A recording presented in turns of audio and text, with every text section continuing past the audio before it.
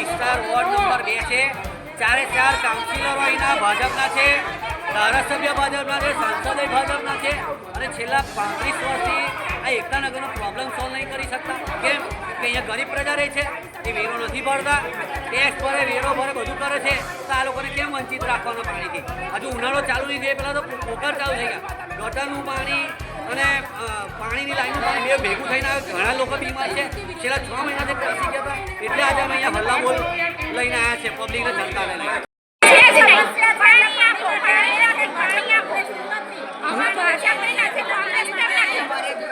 આપણે પાણી અમારે જોઈએ છે અને ખાલી પાણી માટે આવ્યા છે.